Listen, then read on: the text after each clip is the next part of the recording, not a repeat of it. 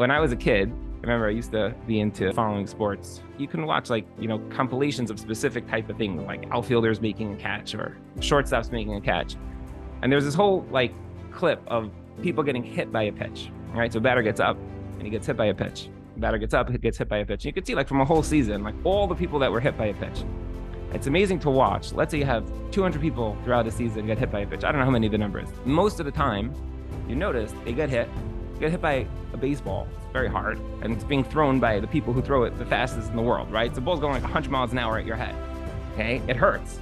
And you see these guys get clunked one after the next after the next.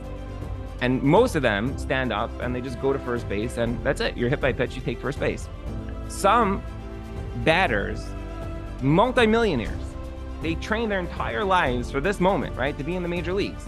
Some batters, when they get hit, they jump up and they charge the pitcher's mound and they start a massive brawl.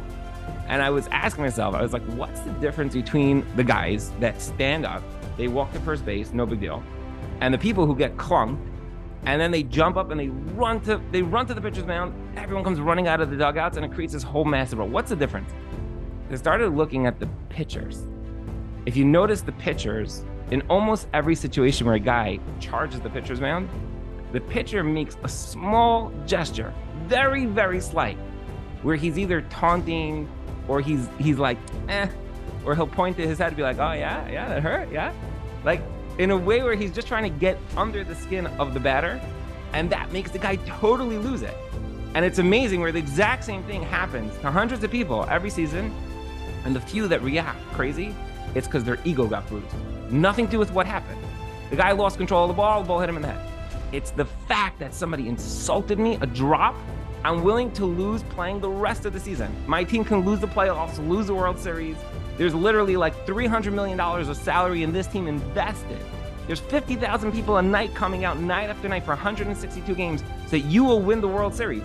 And you're willing to risk all of that because a guy made a little gesture. He got underneath your skin. When people do things to us that are hurtful, of course it's hurtful.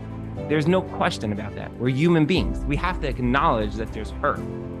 But the idea of being mavater is, what are you doing now? What is your reaction now? In a healthy person says, yes, I'm hurt. Now what? Now I destroy my home?